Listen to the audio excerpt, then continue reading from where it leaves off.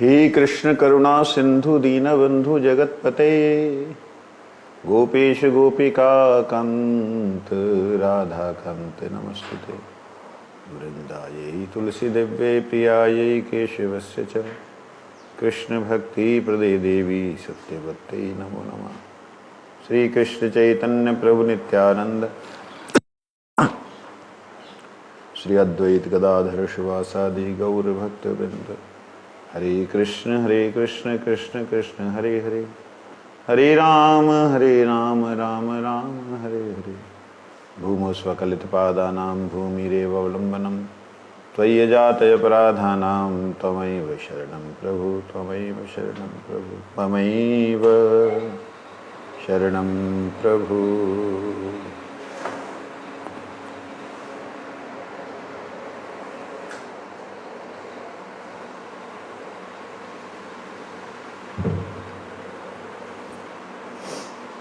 हम लोग श्रवण कर रहे हैं जैव धर्म। वैष्णवों को कैसा व्यवहार करना चाहिए, समाज में रहते हुए, सामाजिक लोगों में रहते हुए किस प्रकार से उनका कर्तव्य है, इसको हम श्रवण कर रहे थे।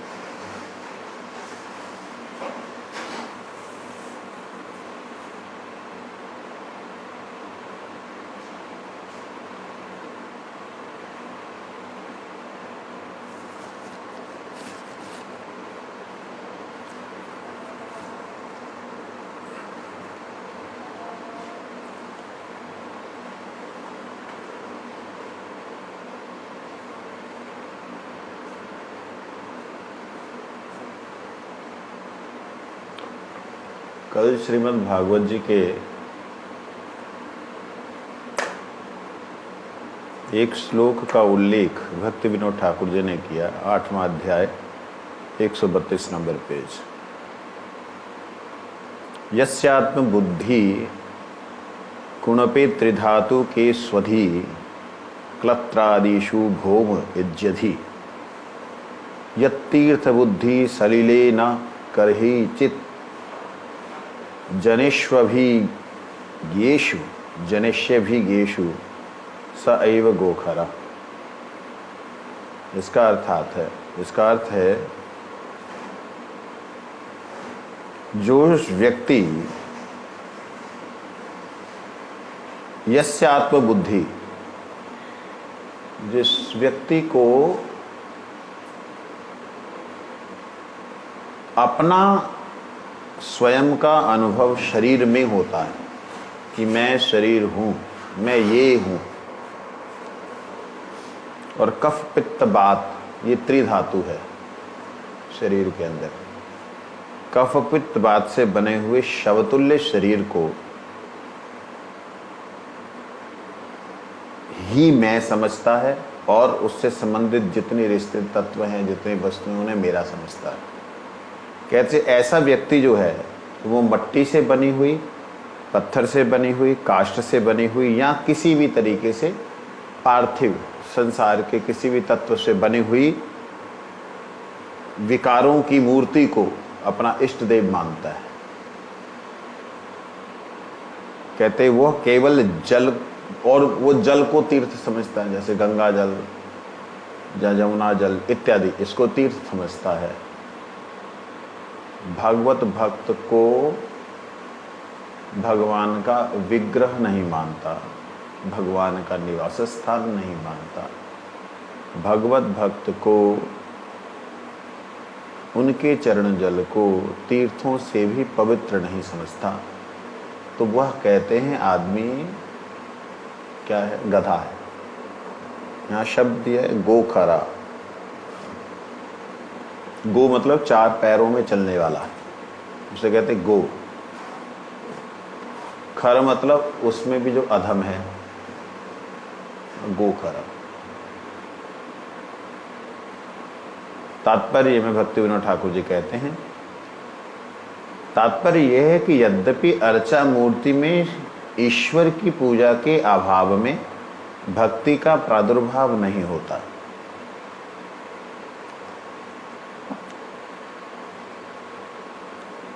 अर्चा मूर्ति विग्रह है भगवान का, उसमें अगर ईश्वर की पूजा ना की जाए, मूर्ति तो है, बहुत मूर्तियां आप देखेंगे, जयपुर में जाएंगे रेडी हैं, जिस साइज की चाहिए, 3 इंच से 7-7 फीट 8-8 फीट की भी मूर्तियां जो हैं ईश्वर की वो विद्यमान हैं। कहते हैं पूजा के अभाव में, पूजा नहीं होती तो वहाँ भक्ति प्रकट नहीं होती।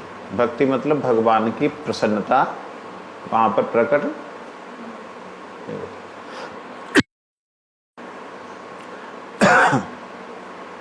केवल वितर्क द्वारा हृदय शुष्क होता है और भजन का विषय भी निर्दिष्ट नहीं होता। तथापि श्री मूर्ति की सेवा के लिए शुद्ध चिन्मय बुद्धि की आवश्यकता है। मान लिया कि अर्चा विग्रह हैं, दुकान पे नहीं, किसी भक्त के द्वारा प्रतिष्ठित हैं, जैसे वज्रनाभ के द्वारा प्रतिष्ठित बहुत से भगवान के विग्रह थे, हरिदेव जी, गोविंद जी, गोपीनाथ जी, मदन मोहन जी, बिहारी जी, ऐसे बहुत से विग्रह।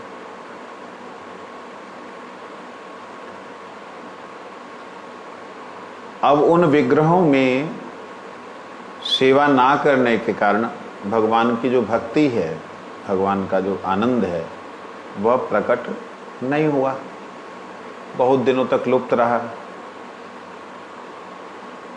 कहते इससे क्या होता है, हृदय शुष्क हो जाता है, सूखा पड़ जाता है, अकाल पड़ जाता है।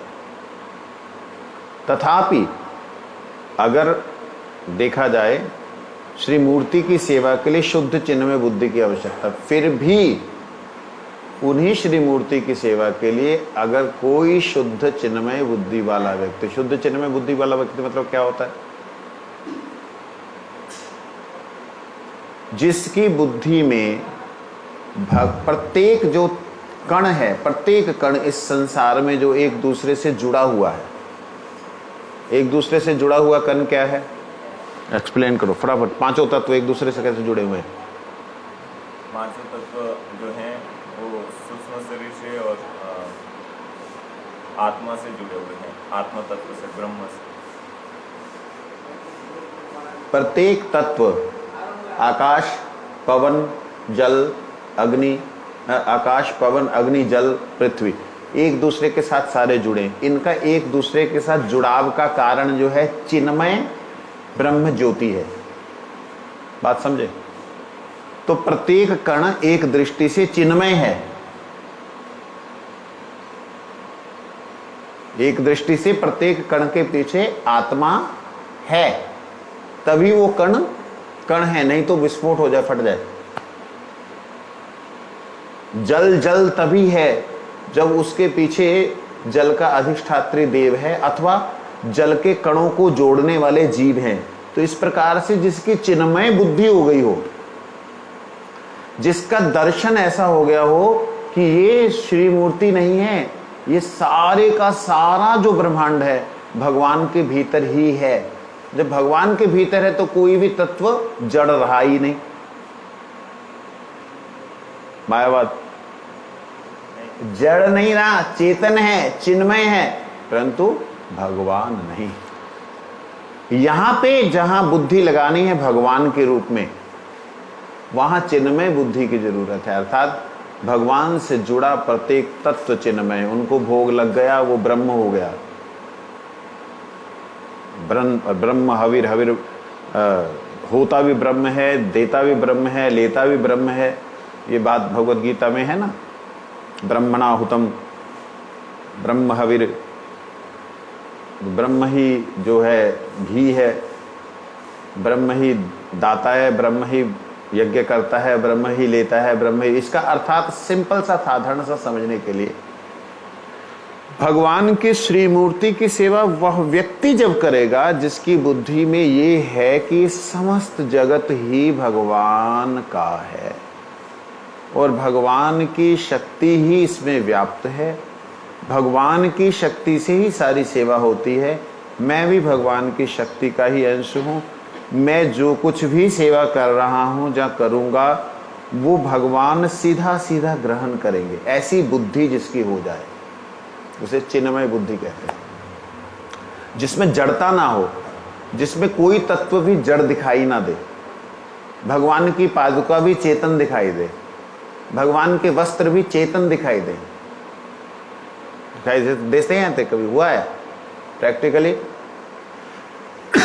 होता है। भगवान राम की बात लें, उसे छोड़िए, ओ भक्त चरण जल, भक्त चरण क्या है? भक्त चरण रज जल अवशेष, ये तीनों में भक्ति देने का बल है। भक्ति तो बल कहाँ से आया? वो तो जड़ तत्व हैं, भक्त भुक्त अविशिष्ट, वो तो जड़ तत्व है। जड़ में कहां से भक्ति देने का वो बल आया? कहते हो जड़ होने पर भी, दिखने पर भी जड़, उसके अंदर चैतन्य तत्व, आत्म तत्व विराजमान है। बात समझ रहे? तो जहां आत्मा दिखलाई दे रही है उसे जड़ कैसे कह सकते हैं? कई बार इस बात की चर्चा हुई है आप लोगों से। इस शरीर का एक भी कण जो है, एक भी कण ऐसा नहीं जिसमें सेल ना हो, और वो सेल एक्टिव सेल हैं, मरे हुए नहीं हैं। बहुत बार चर्चा हुई। हम लेकिन क्या सोचते हैं? एक ही आत्मा है शरीर में, ऐसे सोचते हैं। जो कि शास्त्र कहते हैं, विशेष करके उपनिषदें कहती हैं कि अनंत, इसमें गिनती नहीं कर सकते। अब साइंस कहती है कि इसमें 80 खरब 8 ट्रिलियन सेल हैं, जिसमें से 39 जो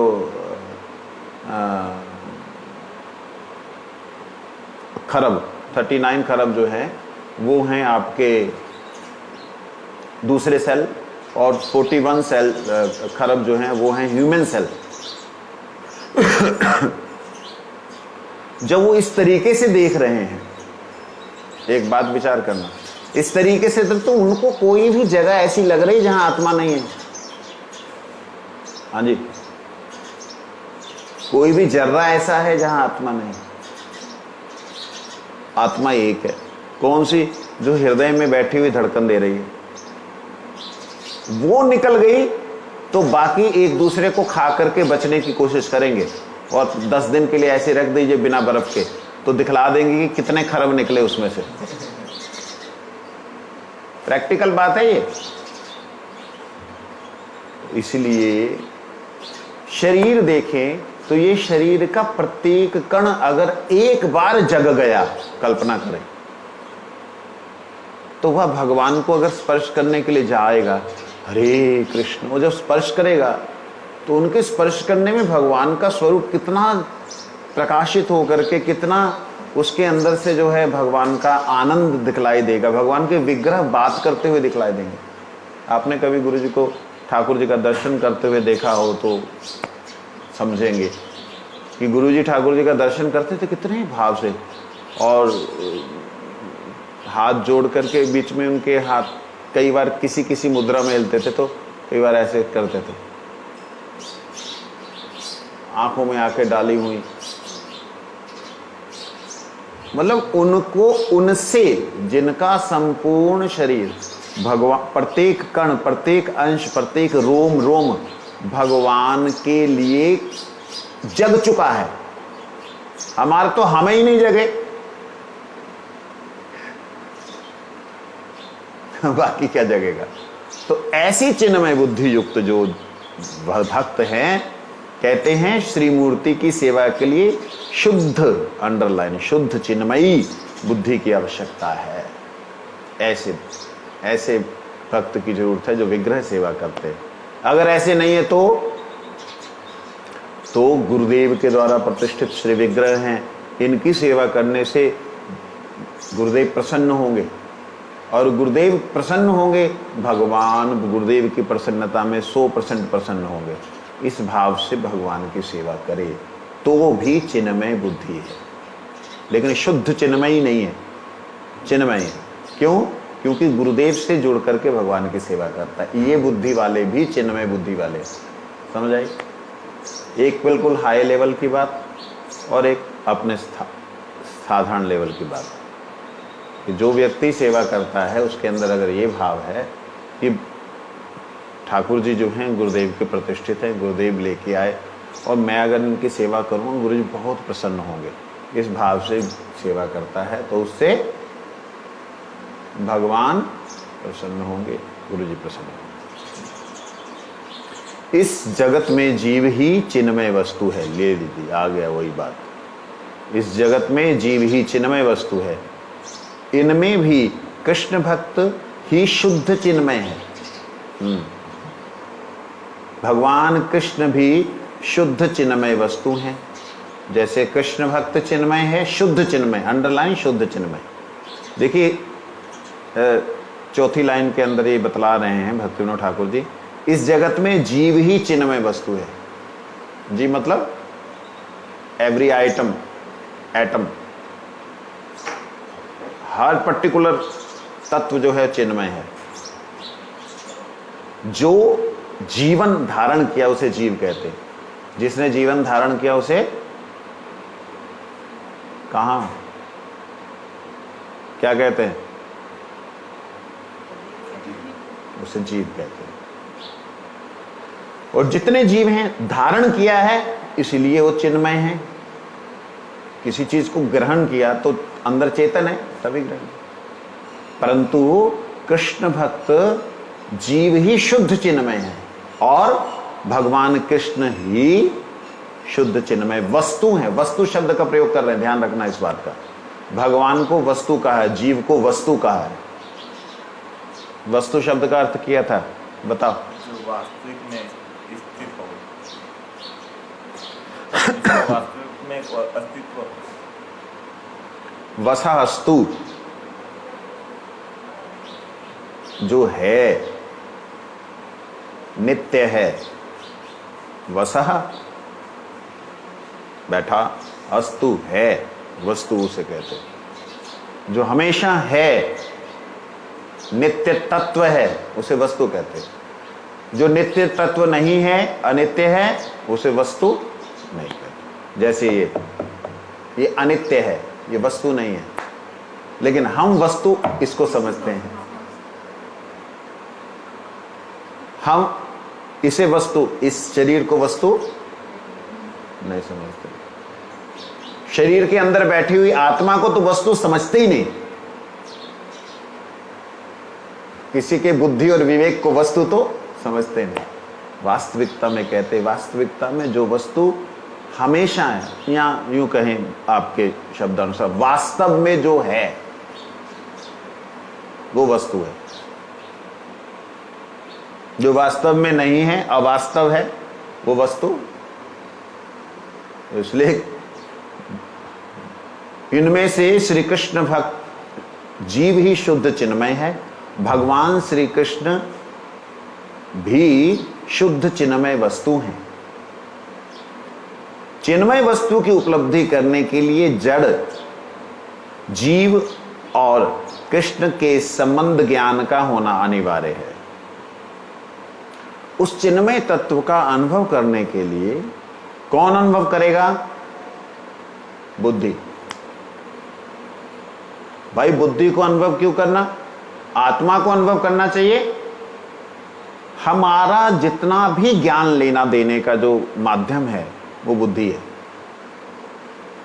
तो इसलिए अभी हमें ज्ञान चाहिए, चिन्मय ज्ञान चाहिए।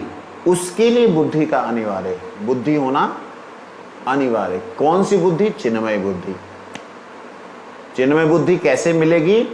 कहते चिन्मय वस्तु की उपलब्धि करने के लिए जड़, ये शरीर जितना भी जड़ तत्व है, पांचों तत्व, जीव, आत्मा और कृष्ण, इन तीनों तत्वों का ज्ञान होना अनिवार्य है। हाँ जी, हम तो जानते हैं कृष्ण सर्वेश्वरेश्वर, सबके मालिक, कर्ता धर्ता प्रभु हैं, समस्त जगत के सृष्टा हैं, फलाना ढिकाना, स्तुतियाँ 10, 15, 20 गा दी, कृष्ण ये हैं जीव, चिन्मय है, आत्मा है, चिद आनंद का अंश है, चिद है, तो कुछ भी ज्ञान नहीं हुआ इन प्रैक्टिकली। शाब्दिक ज्ञान है, आत्मा है, इस बात का ज्ञान है। हाँ जी लाला जी, आत्मा है, इस बात का ज्ञान है। ज्ञान, अनुभव, ज्ञान का मतलब अनुभव। आत्मा है इस शरीर में, इसका ज्ञान है। कहाँ है, इसका ज्ञान है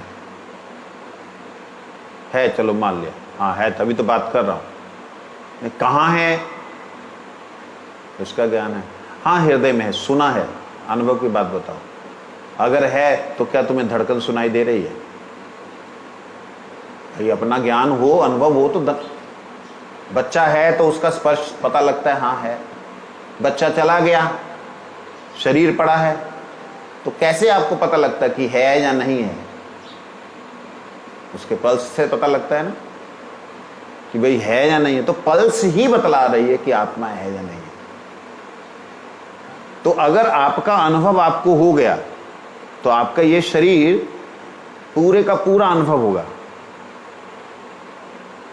अंदर से वो जो धड़कन है ना अपने महसूस होने लगेगी। सबसे पहला लक्षण है ये, बाह्य लक्षण है, सबसे मतलब निकृष्ट लक्षण है ये। सबसे पहला लक्षण अपनी अनुभूति होना, अपने आप का अनुभव होना। आपके जहां अनुभव, जहां भी होगी आत्मा, वहां से वो पल्पिटेशन शुरू करेगी। आपको लगे कोई हिला रहा है, कौन है? आंख खोली तो गायब, फिर वो शांत हो गए। ये पल्पिटेशंस, इससे पता लगता है। ध्यान देना, इसका ज्ञान होना कि मैं हूं, जीव का ज्ञान, जड़ का ज्ञान, ये जड़ तत्व, इसका ज्ञान। क्या ज्ञान है हमें? ये पत्थर जो है इसका क्या ज्ञान है? कुछ ज्ञान है? कैसे बना? जल के विषय में क्या ज्ञान है? कुछ ज्ञान है? कैसे बना? अग्नि के विषय में क्या ज्ञान है? अग्नि कहां से आ गई अचानक से? कोई भी ज्ञान है? इन प्रैक्टिकली पांचों तत्वों के विषय में आज तक बड़े बड़े वैज्ञानिक भी लाला जी नहीं जान पाए। इसलिए कहते हैं इनमें से किसी एक वस्तु का, एक तत्व का ज्ञान होना अनिवार्य है।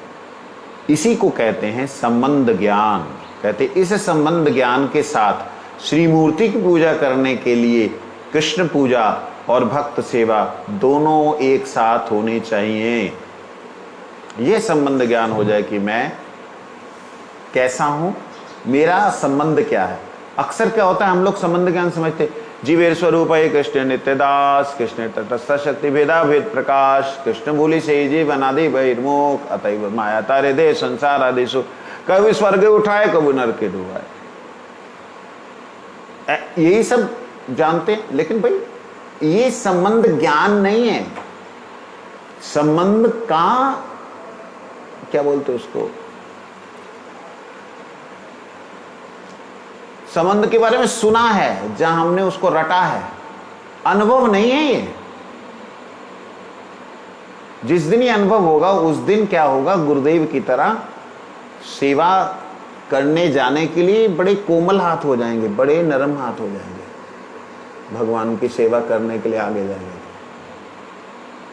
कैसे कैसे कोमल और नरम होते हैं? कहते जैसे शेर होता है ना, वो जब दूसरे को पकड़ता तो जबरदस्ती से पकड़ता, और बच्चे को पकड़ता उन्हीं दांतों से पकड़ता, बड़े प्यार से पकड़ता। ऐसे ही माँ जब अपने लाडले छोटे से बच्चे को प्यार करती है, बड़ी ऐसे करके, ऐसे हाथ उसके ऐसे हो जाते जैसे कमल का फूल हो। वही अगर पकड़े बच्चे को और शासन करने लगे तो ये चीज।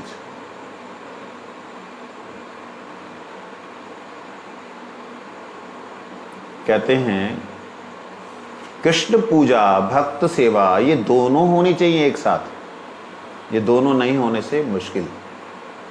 जिस श्रद्धा में चिन्मय तत्व के प्रति ऐसा आदर भाव होता है उसे शास्त्रीय श्रद्धा कहते हैं। जिस श्रद्धा में, श्रद्धा हमारी जो श्रद्धा है गुरुदेव के प्रति, भगवान के प्रति, हरि नाम के प्रति, जिस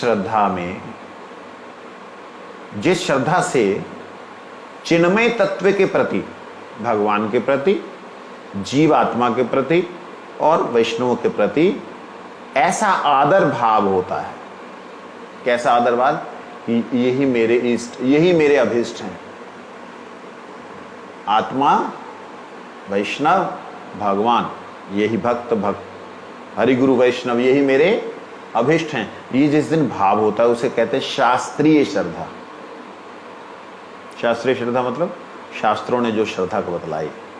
चिन्मय तत्व का यथार्थ संबंध ना जानकर जो श्री मूर्ति की पूजा की जाती है उसका आधार है लौकिक श्रद्धा। चिन्मय तत्व का यथार्थ संबंध ना जानकर, चिन्मय तत्व भक्त और भगवान, जीव और भगवान, ये जीव और भगवान का जो नित्य संबंध है, इसे ना जान करके अगर कोई सेवा मूर्ति की करता है, भगवान की सेवा करता है, उसे कहते हैं लौकिकी श्रद्धा। ठीक है। अतएव वह भक्ति का प्रथम द्वार होने पर भी शुद्ध भक्ति नहीं है। स्टार्टिंग है भक्ति की, बट शुद्ध भक्ति, उसको बिल्कुल नेग्लेक्ट नहीं किया लौकिक श्रद्धा को, लौकिकी श्रद्धा को। शास्त्र में भक्ति के द्वार तक पहुंचे हुए मनुष्य का लक्षण इस प्रकार से कहा है। अब तो पहले लौकिकी श्रद्धा बतलाई, अब जो द्वार में भगवान के द्वार तक पहुंच गया उसकी श्रद्धा कैसी है, उसके लक्षण कैसे हैं वो बतला रहे हैं। ग्रहीत विष्णु दीक्षा को विष्णु पूजा परो नरा, वैष्णवो भी हितो भी गे ऋतरो अस्माद वैष्णव। अर्थात जो विष्णु मंत्र से विधिवत दीक्षित होकर विष्णु की पूजा करते हैं उन्हें शास्त्रविद पंडित जन वैष्णव की संज्ञा देते हैं। इसके अतिरिक्त सभी अवैष्णव हैं। गृहीत विष्णु दीक्षा को विष्णु पूजा परो नरा, वैष्णवो अभिहितो, वो वैष्णव के नाम से अभिहित होते हैं, जगत में जाने जाते हैं। कौन? जो विष्णु मंत्र से दीक्षित होकर भगवान विष्णु की, हम लोग वैष्णव हैं ना सारे, वैष्णव है कि नहीं?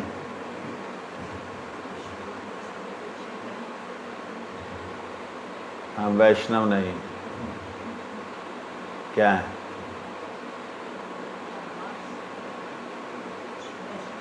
क्या है ये? आपने सुना होगा, थोड़ा सा जोर लगाओ। हम वैष्णव हैं।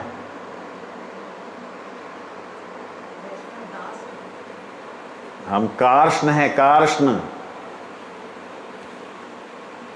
वैष्णव ने, हम कार्ष्ण हैं। पहली बार सुन रहे हैं, याद नहीं आया? हम कृष्ण के द्वारा आकर्षित हैं। जो कृष्ण आकर्षित होते हैं वो कार्ष्ण होते हैं, विष्णु के द्वारा आकर्षित होते वैष्णव होते हैं। कृष्ण ही विष्णु हैं, कृष्ण से ही विष्णु हैं और विष्णु ही कृष्ण है। इस दृष्टि से सारे वैष्णव हैं, सारे के सारे वैष्णव जितने भी हैं। कृष्ण भक्त भी वैष्णव कहे जाएंगे क्योंकि विष्णु कृष्ण में ही हैं। परंतु वास्तविकता में अगर हम देखें तो हमारा संबंध कृष्ण से होने के नाते कार्ष्ण दास है। कार्ष्ण भी नहीं कहूंगा मैं। कृष्ण के द्वारा आकर्षित जो हैं, कृष्ण के द्वारा आकर्षित, कृष्ण आकर्षित, कृष्ण आकर्षक, जहाँ कृष्ण में आकर्षित होकर के जो लगे हुए हैं वो कार्ष्ण, या कृष्ण के जो हैं, जैसे कृष्ण का पुत्र, कृष्ण के मित्र, कृष्ण के सखा, कृष्ण के आत्मीय, वो सब कार्ष्ण हैं। समझे नहीं? ये कार्ष्ण शब्द द्वारिका में प्रकट हुआ। कि जो कृष्ण के हैं वो सब कार्ष्ण है, उनकी जाति कार्ष्ण है। तो इस प्रकार से एक बार श्रील गुरुजी ने बोला था इस बात को, हम कृष्ण दास है, हम कृष्णदास है, कहते नहीं, हम कृष्णदास नहीं, हम कृष्णदास दास दासानुदास। कृष्णदास एक साधारण टर्म है, वैष्णव एक साधारण टर्म है। साधारण टर्म को क्या बोलते हैं? साधारण समझ। हाँ, जर्नल वो अंग्रेजी ना बोल के हिंदी लेना चाहता हूँ। एक साधारण सिद्धांत है, एक साधारण बात है वैष्णव। परंतु जब वैष्णव में भी अंदर जाएंगे तो कौन से वैष्णव? श्री वैष्णव, रुद्र वैष्णव, सनकादिक वैष्णव, कौन से भाई? फिर उनमें भी अंदर जाएंगे तो भाई कृष्ण वैष्णव हैं, कार्ष्ण वैष्णव हैं, या कौन से वैष्णव? नारसिंह वैष्णव हैं, कौन से वैष्णव? ऐसे अंदर में कैटेगरीज होती है। जैसे यहाँ से बाहर गए विदेश में, वहाँ आपसे कोई पूछे वेयर फ्रॉम यू, आप क्या, आपके मुंह से क्या निकलेगा? हैं? From India. आप तो नहीं बोलोगे क्या नाम है आपके उधर का गांव का? है गांव का नाम क्या है? हमें ना पता लग रही, हम हिंदुस्तान में रह के ना पता लग रही। खिवान दिखेड़ी, पता नहीं कैसे कौन सा गांव है। तो वो खिवान दिखेड़ी बोलेगा वहां पे तो समझ आएगा सामने वाले को। जहाँ वो जिले का नाम बोलेगा पाली, समझ आएगा? नहीं आएगा। राजस्थान समझ नहीं आएगा। तो वहां पे भारत बोलना पड़ता है। ऐसे ही जब हम लोग समाज में होते हैं तो हम वैष्णव शब्द के द्वारा ही एक दूसरे को जानते हैं। परंतु जैसे ही हम भारत में आ जाते हैं और आपको कोई पूछे भाई कहाँ से हो, तो आपको कि भारत से हूँ तो लगेगा, सही लगेगा? हाँ, तब सही नहीं लगेगा। तो आपको बोले राजस्थान से हो, हाँ हाँ राजस्थान से। कहाँ राजस्थान से? और राजस्थान में खड़े होकर के बोल रहे हो पाली से। पाली? पाली तो ये रही पास में। पाली कहाँ से? पाली फला। पाली में खड़े हो तो गांव में। कौन से गांव में खड़े हो तो? फलाने घर से। फलाने घर में अगर खड़े हो तो किसका है भाई? ये मेरा बाप है। इसी तरीके से एक बाह्य परिचय होता है, ये शब्द आया। एक बाह्य परिचय होता है और एक परिचय होता है विशेष। तो विष्णु मंत्र के द्वारा दीक्षित, अर्थात मूल मंत्रों के द्वारा जो दीक्षित लोग हैं उन्हें विशेष करके वह भगवान की सेवा करने के उद्देश्य से दीक्षित है। तो उनको पंडित, जनशास्त्रविद पंडित लोग वैष्णव कहते हैं। कहते वंशानुक्रम से जो लोग कुल गुरु को मानकर या लोगों की देखा देखी लौकिक श्रद्धा से अनुप्राणित होकर विष्णु मंत्र की दीक्षा लेकर श्री विष्णु की अर्चा मूर्ति की पूजा करते हैं, वे कनिष्ठ वैष्णव अर्थात प्राकृत भक्त हैं। ये लोग शुद्ध भक्त नहीं हैं। इन प्राकृत भक्तों की छाया, लो नया शब्द, छाया भक्त्याभास, छाया भक्त्याभास प्रबल होता है। भक्त्याभास दो प्रकार का होता है, पहला प्रतिबिंब भक्त्याभास, दूसरा छाया भक्त्याभास। प्रतिबिंब भक्त्याभास की गणना अपराध में होने के कारण इसमें वैष्णवता नहीं होती।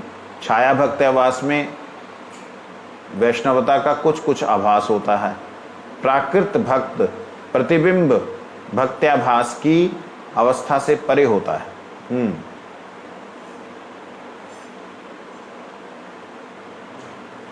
यह छाया भक्ताभास भी बड़े सौभाग्य से प्राप्त होता है, क्योंकि ये भक्ति की पूर्व अवस्था है और इससे भी क्रमशः मध्यम और उत्तम वैष्णव हुआ करते हैं। ले कुल गुरु हैं, कनिष्ठ अवस्था बताइए। हाँ, इसको कनिष्ठ अवस्था। कुल गुरु मिल गए। जैसे आप लोग इस वक्त, हमारी तो गुरु परंपरा है इसमें कोई कुल गुरु नहीं है। मतलब किसी का बेटा या किसी का भांजा या किसी का भतीजा, बेटा भांजा भतीजा किसी के कुल में गुरुओं के नहीं आ रहा है, इसलिए कुल गुरु परंपरा अपने यहाँ पे नहीं है। लेकिन आपके कुल में एक के बाद एक, एक के बाद एक के बाद एक जो बच्चे आ रहे हैं, जहाँ जनरेशन आ रही है, वो सारे एक ही जगह ले रहे हैं, तो क्या ये कुल गुरु परंपरा सिस्टम नहीं हो गया? ये प्रश्न होता है। नहीं, यहां आप वंशानुगत एक ही वैष्णव परंपरा का पालन कर रहे हैं, आप वंशानुगत गुरु का नहीं पालन कर रहे। यहां शब्द दिया वंशानुक्रम से। जो लोग कुलगुरु को मानकर, अपने पिताजी ने हमारे माना था, जैसे हमारे गुरु लोगों ने भी किया हुआ है, हमारे गौड़ी संप्रदाय में भी है कुलगुरु परंपरा है। लो कहां कहां से बातें आती हैं। भाई प्रभुपाद जी ने किसी पंडा से पूजा करवा ली तो उससे लिखवा लिया, और वो पंडा हमारे ऊपर अब बना हुआ। भाई तुम्हारे देखो बाप ने लिखो, तुम्हारा बाप आया, तुम्हारे गुरुजी आए ले, उनके हाथ की ये रही, और उनके संग में ये रहे, उनके संग में ये रहे, उनके शिष्य ये थे, उन ओ बाप रे, वो जैसे जैसे बताता वैसे वैसे। वो भाई तेरा हमारे से क्या लेना देना है? नहीं, हमारे गुरुजी ने पूजा। ये है कुल गुरु परंपरा। कि मेरे जो भक्तिविनोद ठाकुर जी की, प्रभुपाद जी की परंपरा में, मेरी इस परंपरा में जो आएगा उनको उन्हीं के पास जाना पड़ेगा, ऐसा क्या है? लेकिन हमारे गुरु लोगों ने अनुगत्य की शिक्षा दी कि प्रभुपाद जी ने उनके परिवार के ऊपर कृपा की थी, जहाँ उनके परिवार का संग किया था, चलो उनके परिवार के बच्चों के पास जाए। ये अनुगत्य शिक्षा देने के कारण हम लोग जाते हैं, लेकिन हम दीक्षा नहीं ले रहे। बात समझना, हम दीक्षा नहीं ले रहे उनसे, मंत्र नहीं ले रहे। मंत्र तो हम लोग वैष्णव परंपरा में ले रहे, इसलिए हमारी परंपरा में कुल गुरु का स्थान नहीं।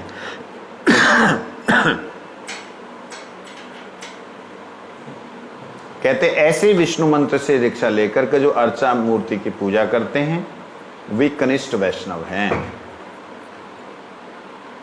छाया भक्त्याभास, इन भक्तों को छाया भक्ताभास कहा जाता है।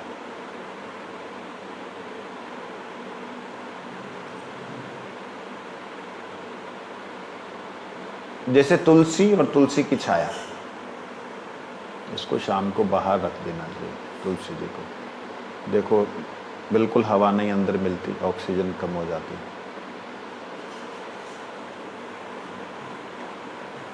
और इसको पानी बिल्कुल नहीं दो अभी।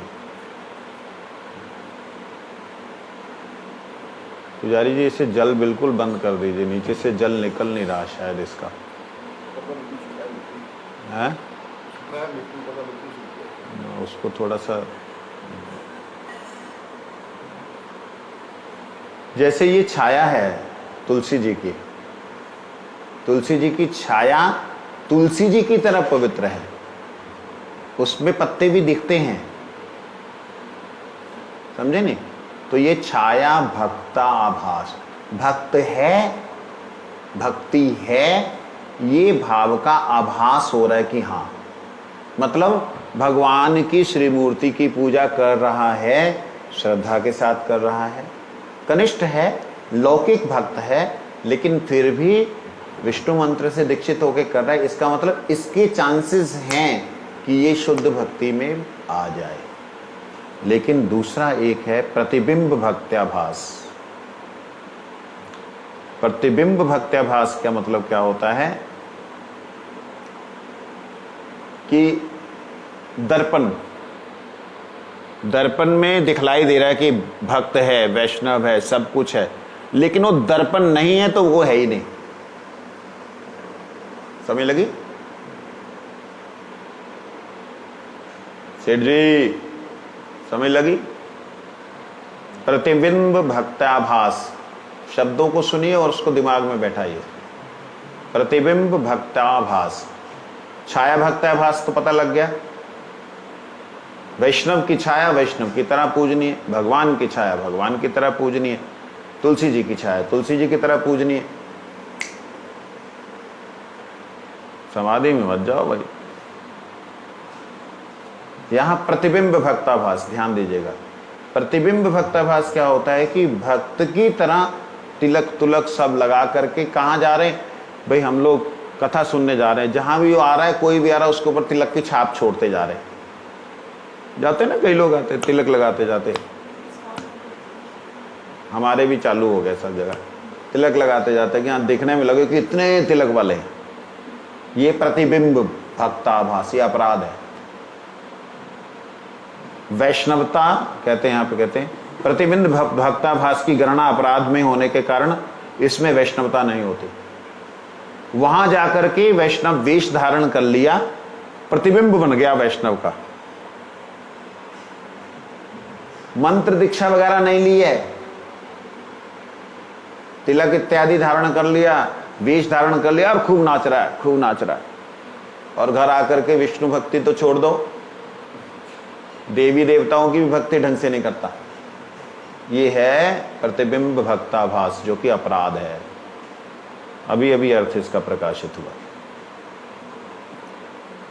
ये छाया भक्ताभास भी बड़े सौभाग्य से होती है, वो जो पहली वाली हमने सुनी, क्योंकि यह भक्ति की पूर्व अवस्था है, पहली स्टार्टिंग की अवस्था है। इससे क्रमशः मध्यम और उत्तम भक्त हुआ, इसमें धीरे धीरे मध्यम और उत्तम भक्त व्यक्ति बन सकता है। आज थोड़ा ज्यादा ही सिद्धांत में चले गए हैं। प्रतिबिंब भक्ताभास है, वो कनिष्ठ वो कनिष्ठ है। कनिष्ठ मतलब छोटा है, बेचारा नवीन है। इस मार्ग में धीरे धीरे शुद्ध भक्तों का संग मिलेगा तो उसे मालूम पड़ेगा कि अगर मैं इन गुरुदेव की शरण में हूँ तो मेरा जो जीवन सफल हो जाए। क्योंकि मैंने तो कुलगुरु से ली दीक्षा, कुलगुरु बेचारा खुद ही नहीं निकल पाया अभी तक संसार से, तो मुझे क्या निकालेगा। इस प्रकार का अपने गुरु के, जो कुलगुरु, उसका अपमान भी नहीं, लेकिन प्रकृत श्रद्धा वास्तविक श्रद्धा उसकी बनती जा रही है सदगुरु के प्रति, उसे कहते हैं। कनिष्ठ भक्त में भी 3 कैटेगरी होती है, कनिष्ठ, मध्यम, कनिष्ठ, उत्तम। वो सब जगह ही लगा सकते हैं। हमारे तो गौड़ीय संप्रदाय में ना बाल की खाल निकालने का इतना अभ्यास है कि पूछो मत। अब मेरे को ही देख लो, मैं भी जब शास्त्र शब्द बोलता हूं तो शासन करके त्राण करे, अरे जरूरी नहीं है हर बार बोलना। अभ्यास ऐसा बन गया कि कनिष्ठ में भी 3 कैटेगरी हैं, कनिष्ठ, कनिष्ठ, कनिष्ठ मध्यम, कनिष्ठ उत्तम, ऐसे करके। तो अब क्या कर सकते हैं। कनिष्ठ कनिष्ठ उसे मान सकते हैं जो पंचोपासक हैं, कनिष्ठ मध्यम उसे मान सकते हैं पंचोपासक होने पर भी वो अनन्य भाव से जो है ठाकुर जी की सेवा करता है, और कनिष्ठ उत्तम उसे मान सकते हैं वो ठाकुर जी की सेवा के साथ साथ साधु सेवा में भी रुचि है। वो कुलगुरु आश्रित शुद्ध प्योर शुद्ध भक्त का आश्रित ना, कुलगुरु में भी शुद्ध भक्त होते हैं, ऐसा नहीं कुलगुरु में नहीं होते, लेकिन कुलगुरु आश्रित है और इस प्रकार से उसको कैटेगराइज किया जा सकता है। बट वो जरूरत नहीं है, हो सकता है आगे हो, मैं नहीं जानता। परंतु जैसा भी हो, इन लोगों को शुद्ध भक्त नहीं कहा जा सकता। ये जो ऊपर की बातें बताई, ये लोग लौकिकी श्रद्धा के साथ श्री अर्चा मूर्ति की पूजा करते हैं और साधारण लोगों के लिए कहे गए 10 लक्षणात्मक धर्म के अनुरूप ही इन लोगों का दूसरे लोगों के प्रति व्यवहार होता है। जो धर्म के 10 लक्षण बता रहे हैं ना, क्या बतलाए थे? दम, सम दम तपो सत्य शौच विद्या। हाँ, वो जो 10 लक्षण हैं धर्म के, उसी के अनुसार वो लोगों के साथ व्यवहार करते हैं। ये अच्छे लोग होते हैं, कर्म कांड में बहुत अच्छे सज्जन व्यक्ति होते हैं जो इस प्रकार से चलते हैं। वांछा कल्पतरुश्च कृपा सिंधु पतितानां पावनेभ्यो वैष्णवेभ्यो नमः।